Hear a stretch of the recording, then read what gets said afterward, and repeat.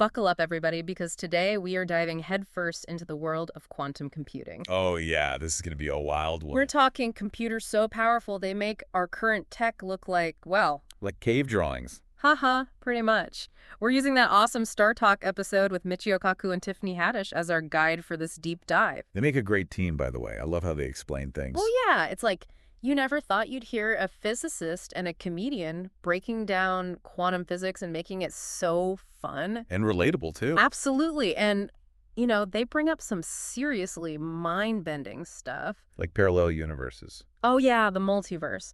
Turns out that's not just science fiction. Nope, it's rooted in some real science. Okay, so let's back up for a sec. We all know that quantum physics governs the microscopic world, right? Tiny particles and all that. Right, but here's the thing. It's not just tea about the microscopic. Oh, this is where it gets good. Yeah, Kaku emphasizes that quantum physics is behind how everyday objects behave, too. So like the chair I'm sitting on. Exactly. It's all thanks to quantum physics. Wow, so it's not just some abstract theory, it's the foundation of our physical world. Exactly. It's like the rule book for how reality works at the most fundamental level. Okay, so how does this tie back to computers? Well, think about the computer you're using right now. Or phone or whatever. Right. All those devices use transistors, basically tiny switches that are either on or off to process information. Like a light switch. Yeah, kind of. But quantum computers use quantum transistors. Ooh, quantum transistors. And those can be in multiple states at once. Hold on, multiple states, so not just on or off? Nope. Think of it like a dimmer switch with infinite settings. Whoa, so Yeah. it could be a little on, kind of on, really on. It's more like it can be on, off, and everything in between all at the same time. My brain hurts. I know, right? But that's where the incredible power comes from, Okay, so we've got these quantum transistors that can be in multiple states at once. which leads to exponentially more processing power. Okay, so how much more powerful are we talking? Kaku suggests that Silicon Valley as we know it could become obsolete, Obsolete, like gone. replaced by atomic computers. Wow, atomic computers, so like my phone will be a museum piece. It's possible. The materials we use for computing could change completely.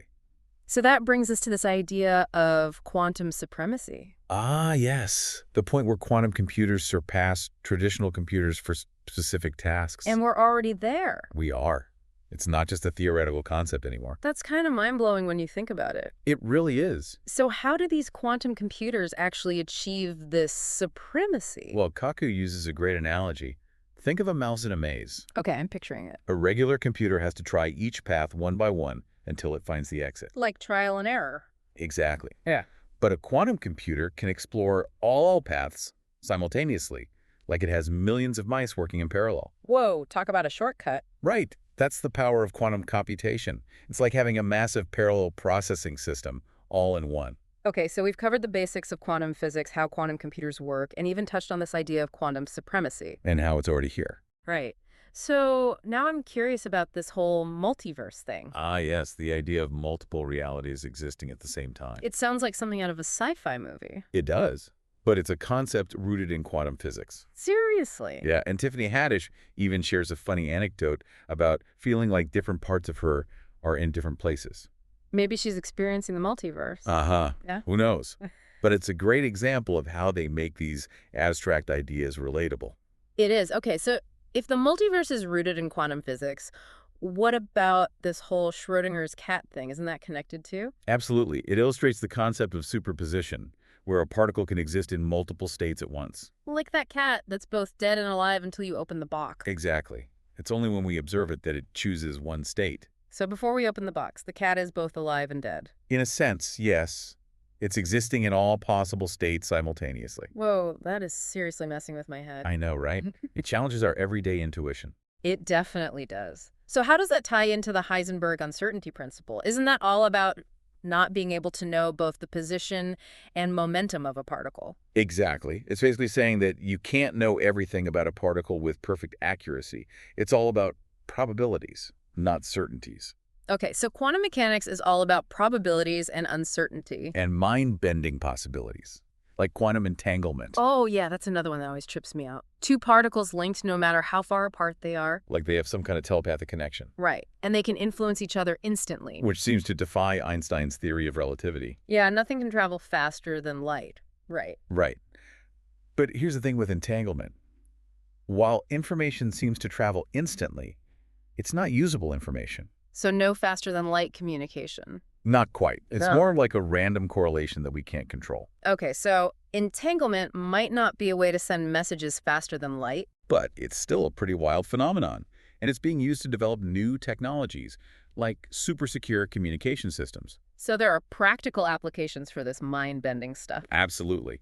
And this is just the tip of the iceberg. That's what's so exciting. We're just starting to scratch the surface of what's possible with quantum computing. And it's already impacting so many different fields. Like medicine. Absolutely. Oh. Dr. Kaku talks about how quantum computers can revolutionize drug discovery by simulating the behavior of molecules with incredible precision.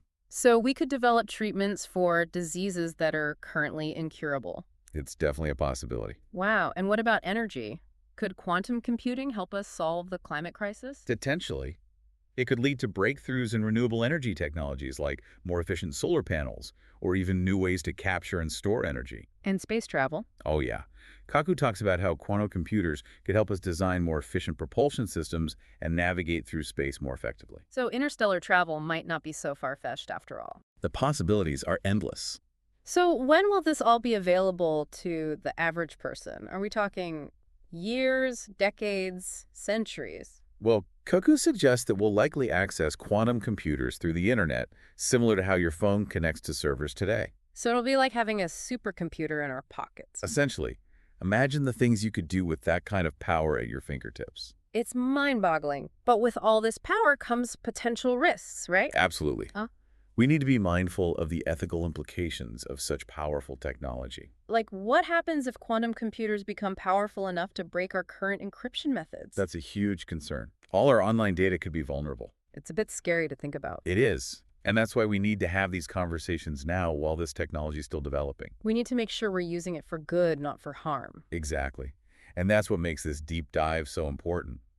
We need to understand both the incredible potential and the potential risks of quantum computing. So we can make informed decisions about its development and use. Exactly. This is a technology that could shape the future of humanity. So we need to be prepared. Okay, so we've covered a lot of ground in this first part of our quantum journey, from the mind-bending basics to the potential risks and ethical considerations. But we've also seen how quantum computing is already making a real difference in the world. And we're just getting started. Stay tuned for part 2, where we'll explore even more mind-blowing possibilities like negative energy and wormholes. I can't wait. It's going to be epic. Okay, so in part 1, we talked about all sorts of crazy quantum stuff. Parallel universes, quantum supremacy. Oh, yeah, and that cat that's both dead and alive. Schrödinger's cat. Classic. But now I want to delve into some of the more, I don't know, out there concepts. Like negative energy? Yeah, Dr. Kaku really piqued my curiosity with that one. It does sound like something straight out of science fiction. Right, like warp drives and stuff. Well, it's not quite that simple, but Dr. Kaku emphasizes that negative energy is a real thing. Wait, seriously? Yeah. Scientists have actually created tiny amounts of it in labs. No way. So it's not just some theoretical concept. Nope. It's a real phenomenon. Okay, so what exactly is negative energy? And how does it tie into quantum computing? Well, think of it like this. Normal energy, the kind we use every day, has a positive value.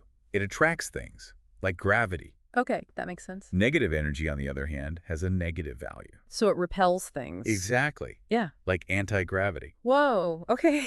Now my brain is officially starting to hurt. I know, it's a lot to wrap your head around. But here's where it gets really interesting. Okay, I'm listening. Dr. Kaku suggests that negative energy could be the key to stabilizing wormholes. Hold on, wormholes. Like those theoretical tunnels through space-time? The very same. Are you telling me that we could potentially travel through wormholes? It's not as far-fetched as it sounds. Einstein's theory of general relativity predicts that wormholes can exist. But the problem is they're incredibly unstable. So like you try to go through one and it collapses before you get to the other side. Exactly. It's like trying to walk through a doorway that keeps disappearing. That's a bummer. So how does negative energy help? Well, theoretically, if you could surround a wormhole with enough negative energy, you could prevent it from collapsing. So it'd be like holding the doorway open. Exactly. You'd create a stable passage through space-time. Okay, this is blowing my mind. So we're talking about actually traveling to other stars, other galaxies. Potentially. But like I said, we're still in the very early stages of understanding negative energy and wormholes. It's still pretty amazing to think about, though, It really is, and it highlights just how much we still don't know about the universe. and how much potential lies within the quantum realm. Exactly. It's like we've just scratched the surface of what's possible. Okay, so we've got wormholes, negative energy. What other mind-blowing possibilities are we looking at? Well, we've already touched on artificial intelligence. Right, and how quantum computing could take AI to a whole new level. Imagine AI systems that can learn at an unprecedented rate and solve problems that are currently impossible for us to even comprehend. That's both exciting and a little terrifying. I agree. It's like opening Pandora's box. We need to be extremely careful with how we develop and use this technology. Because the potential for misuse is huge. Absolutely. Dr. Kaku even mentions the possibility of quantum computers creating autonomous weapons systems. You mean like robots that can make life or death decisions without human intervention? Exactly. It's a sobering thought, and it underscores the need for ethical guidelines and regulations for quantum computing. We need to make sure that this technology is used for good, not for evil. Absolutely. And that's a conversation that needs to happen now, not later. Right, because the future is being shaped as we speak. And it's up to all of us to make sure that we're shaping it in a responsible and ethical way. Okay, so we've talked about the potential benefits and risks of quantum computing, but how is it actually being used in the real world right now? Well, that's a great question. And it's the perfect segue into our next topic. Let's move beyond the theoretical and explore some of the tangible applications of quantum computing in fields like medicine, material science, and of course, artificial intelligence. Wow. It's amazing to think about all the ground we've covered in this deep dive. Yeah, from the weirdness of quantum physics to the possibility of things like wormholes and negative energy. And those are just the theoretical possibilities. What about what's happening right now with this technology? It's already having a big impact in so many areas. Like in medicine. Oh yeah, especially with drug development. That's the one that really got me thinking. Yeah, Dr. Okaku talked about how quantum computers can simulate how molecules work. Like really precisely, too, right? Exactly. And that means we can develop new drugs way faster and with better results. So instead of spending years and tons of money in the lab, We can run simulations on a quantum computer and see what works best. so it's like a virtual lab. Yeah. And not only is it faster, it's also more accurate. So we could create drugs that are more effective and have fewer side effects. Exactly. And maybe even personalized medicine tailored to your specific genes. Now that would be revolutionary. It would. And it's not just drugs. Think about material science. Oh yeah, like building stuff. Imagine designing new materials, atom by atom. So we could create like super strong but lightweight materials for spacecraft. Exactly. Or super efficient solar panels for clean energy. The possibilities are endless. And what about artificial intelligence? Now that's where things get really interesting. Yeah, what happens when you combine the power of quantum computing with AI? We're talking about AI that can learn super fast and solve problems we can't even imagine. Like AI that can design those new drugs we were just talking about. Or optimize traffic flow in cities, or even predict natural disasters. That's pretty amazing, but also a little scary. Yeah, it's a lot of power, and we need to be careful with it. We definitely need those ethical guidelines we talked about. Absolutely. This technology has the potential to change the world, and we need to make sure it's for the better. So what can we do? How can we make sure quantum computing is used for good? Well, knowledge is power. The more people understand this technology, the better. So we need to educate ourselves and others about the potential and the risks. Right. And we need to support research into the ethical implications of quantum computing. And push for regulations that prioritize safety and transparency. Exactly. We're at a crossroads with this technology, and we need to make the right choices. This has been an incredible deep dive. Yeah, we've gone from the tiny world of quantum particles to the vast possibilities of the future. It's clear that we're on the verge of something truly revolutionary. A quantum revolution. And it's up to all of us to shape that revolution and make sure it benefits humanity. So keep learning, keep asking questions, and keep exploring. Because the future is quantum and it's waiting for us to discover it. And that's a wrap for our deep dive into quantum computing. Thanks for joining us.